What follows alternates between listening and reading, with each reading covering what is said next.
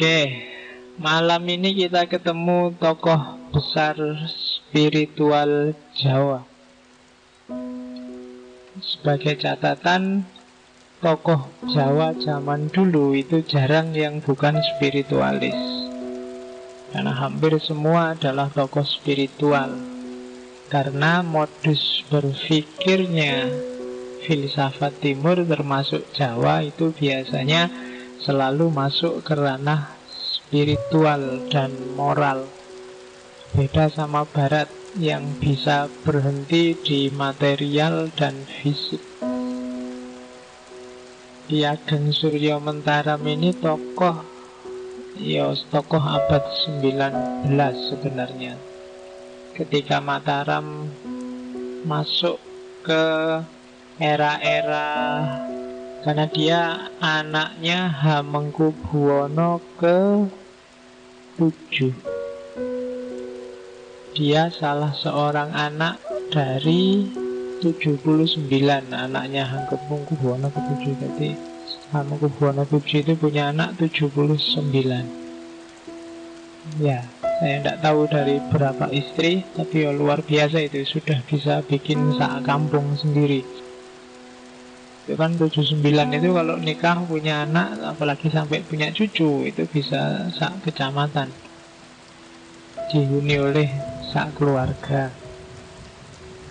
Nama kecilnya Armadji, lengkapnya Bendoro BRM. BRM itu Bendoro Raden Mas Kudi Armadji. Ya, nanti belakangan ketika nanti umur 18 tahun diangkat jadi pangeran dan gelarnya Bendoro Pangeran Haryo Suryo Mentaram. Jadi Suryo Mentaram itu gelar, mataharinya Mataram.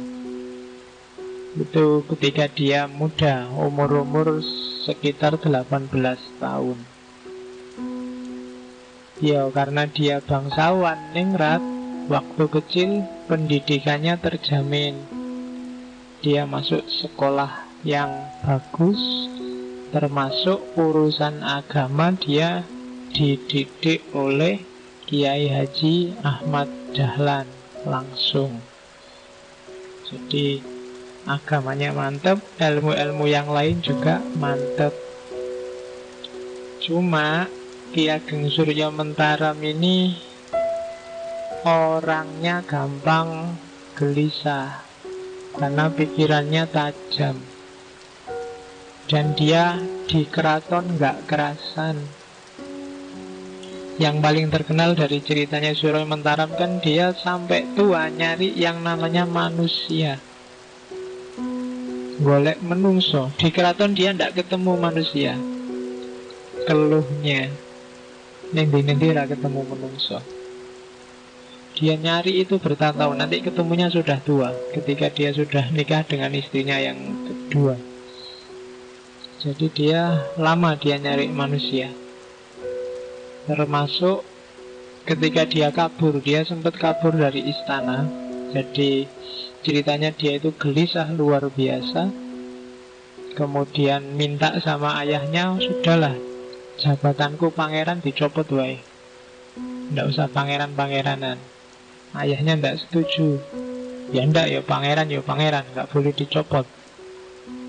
Terus dia pokoknya pengen keluar istana, tapi ayahnya ini ngerti kalau dibiarin keluar istana hilang. Jadi pokoknya nggak boleh keluar istana. Bahkan ceritanya sampai minta izin naik haji aja nggak boleh sama ayahnya, karena khawatir nanti nggak kembali. Tapi akhirnya dia kabur. Kabur itu ketika di istana ada ontran-ontran.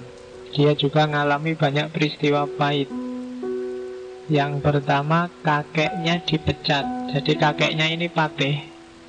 Zaman itu Patih Danurejo namanya. Dipecat, dan setelah dipecat gak lama terus meninggal. Yang kedua, ibunya bukan dipecat. Nah, istri itu dia kok dicerai. Masuk istri dipecat. Ya, ibunya dicerai oleh Hamengkubuwono VIII. Terus dikembalikan lagi ke Surya Mentaram, disuruh ngopeni ibunya. Raja zaman itu kan gampang aja kan, sebenarnya nggak perlu dicerai juga, punya istri berapapun nggak ada yang komplain, pasti ada kasus. Dan yang terakhir istrinya sendiri meninggal setelah punya bayi umur 40 hari. Dan ini semakin bikin Surya Mentaram galau, minta izin keluar istana nggak diizinkan, akhirnya nekat kabur, lari, sampai kabarnya sampai ke Cilacap, jualan kain sama Stagen. Ceritanya begitu. Jadi pangeran lari jualan kain. Saya tidak tahu ada modus-modus yang mirip. Buddha juga begitu, kemarin Zen juga begitu. Pangeran yang tidak kerasan di istana, terus keluar dan mengalami pencerahan. Karena kita bukan pangeran, mungkin jadi rada susah, mau lari kemana lagi. Ya, kita tiap hari harus keleleran, jadi nggak iso kabur kemana. Ya kayak pejabat itu loh, pejabat kan disuruh merakyat. Kalau kita kan mau merakyat gimana, wong kita itu sudah rakyat. Jadi nggak mungkin kita, kalau ada orang nyuruh kamu, mbok kamu itu yang agak merakyat. Merakyat gimana, sejak dulu statusnya sudah rakyat. Rakyat itu kan yang bukan rakyat terus cobalah jadi rakyat kan gitu. Kalau kita kan sudah rakyat. Nah, Surya Mentaram ini lama hidup kayak orang biasa, dicari-cari tidak ketemu oleh ayahnya, sampai akhirnya ketemu. Kabarnya pas ketemu itu dia pas sedang jadi buruh bangunan, bangun sumur. Ketahuan terus disuruh pulang. Gelisah lagi, tidak kerasan lagi. Pokoknya di keraton itu pertanyaannya dia cuma satu. Aku urung pernah ketemu wong neng keraton itu. Dia tidak pernah ketemu yang namanya manusia. Yang ada hanya perintah, permintaan, pertolongan, pokoknya ambisi. Dan orang yang sejati dia tidak ketemu. Itu yang tiap hari bikin dia gelisah. Sampai nanti Hamengkubuwono VII meninggal, kakaknya yang meneruskan Hamengkubuwono VIII, dan Surya Mentaram minta agar dicopot jabatannya jadi pangeran, dikabulkan. Karena mungkin kakaknya ini ngerti seperti apa kegelisahan Surya Mentaram saat dia hidup di istana. Kalau kalian baca ceritanya yang khas itu waktu Hamengkubuwono VII meninggal, itu semua pangeran ikut mengiringkan sampai ke makam Imogiri. Pakaiannya juga pakaian kebesaran pangeran. Ya kayak kalian lihat waktu pawai-pawai itu, hanya Surya Mentaram yang tidak mau pakai pakaian kebesaran pangeran. Dia pakai kopiah biasa, kemudian pakai jas putih, tembelan-tembelan kayak orang nggak punya itu, tembelannya kabarnya warnanya biru, terus bawa payungnya Cina itu, payung kertas itu dikepit gitu sambil bawa. Ya, orang yang tak ngerti mesti wah, pangerannya ditinggal mati bapaknya, terus stres sekarang. Jadi yang lain pakai kebesaran, dia hanya pakai seragam semacam itu. Dan pulangnya terus dia beli soto sambil kelesehan dan itu semakin menguatkan cerita. Jangan-jangan ini Surya Mentaram ini memang stres. Cuma setelah keluar dari istana, dia mulai pengembaraannya untuk mencari jawaban siapa manusia. Semua tirakat dilakukan, baik tirakat versi kebatinan maupun versi agama-agama.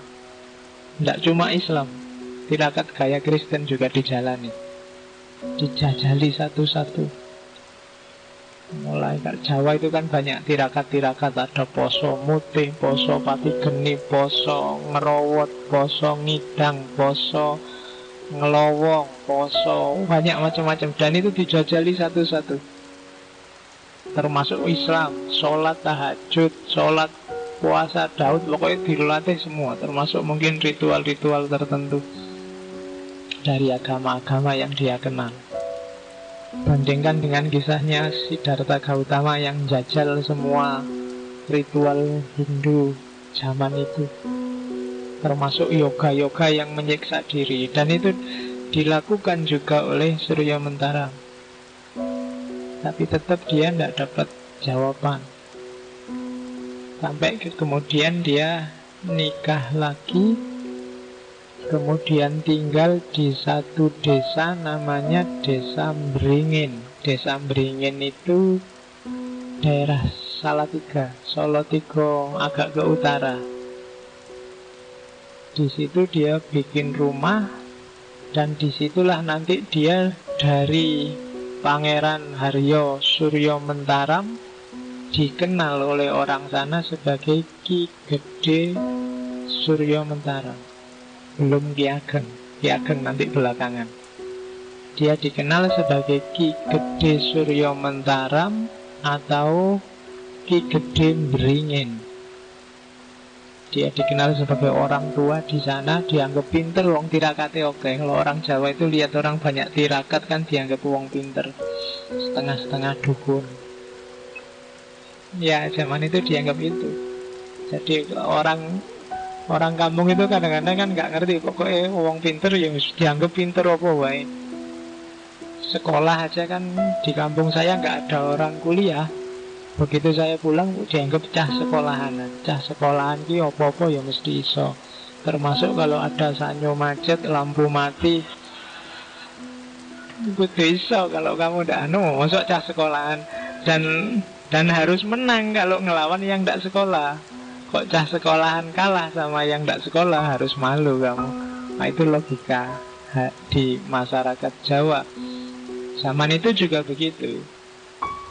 Nah, nanti Ki Gede Suryo Mentaram ini yang pindah ke Beringin, sebenarnya dia juga punya rumah yang sekarang yang rumah itu sekarang jadi perguruan taman siswa itu. Yang di situ dia punya beberapa teman, tempat ngumpul-ngumpul dia dan teman-temannya tiap malam Selasa Kliwon. Di malam Selasa Kliwon itu ngumpul 9 orang yang mengkaji macam-macam, semacam sarasehan. Yogi Gede Suryo Mentaram, nama yang lain saya lupa, yang saya ingat cuma satu, Ki Hajar Dewantoro. Itu teman diskusinya, masuk klub 9 orang tokoh yang diskusi macam-macam. Zaman merajalelanya penjajahan Belanda zaman itu. Dan dari situlah nanti muncul gagasan untuk mendidik masyarakat sehingga lahir Taman Siswa. Dan Taman Siswa itu yang bagian didik anak-anak muda, itu jatahnya Ki Hajar Dewantoro. Yang bagian didik orang-orang tua, jatahnya Ki Gede Suryo Mentaram. Jadi ini pendidikan untuk orang-orang tua. Makanya kadang-kadang ajaran-ajarannya disebut ilmu tua. Ilmu tua itu bukan ilmunya yang tua, tapi biasanya yang bisa nangkep itu orang-orang tua. Orang muda apa enggak bisa? Bisa, paham bisa. Cuma menjalani, menangkap dan menghayati dan menjalani masih belum. Karena orang muda ada gejolaknya sendiri, makanya sering disebut ilmu tua. Dan itu yang dari situlah nanti Ki Gede Suryo Mentaram oleh Ki Hajar Dewantoro diganti Ki Gedenya jadi Ki Ageng Suryo Mentaram. Dan salah satu tokoh sebenarnya perjuangannya penting, Ki Ageng Suryo Mentaram dan kawan-kawan inilah nanti yang ketika ganti penjajahan Jepang, dia dan teman-temannya ngirim surat ke Jepang untuk dikasih fasilitas membentuk pasukan. Dan surat permohonan ini dituruti dan lahirnya namanya peta. Bagi yang belajar sejarah nanti akan tahu pasukan bentukan Jepang yang namanya peta. Itu diawali dari usulannya Ki Ageng Suryo Mentaram, karena ingin agar Indonesia juga punya tenaga militer zaman itu. Jadi sebenarnya dia bagi saya pahlawan, meskipun belum dilantik sebagai pahlawan nasional. Yo, dari peta itu kan nanti lahir beberapa tokoh termasuk Supriyadi yang terkenal, monumental.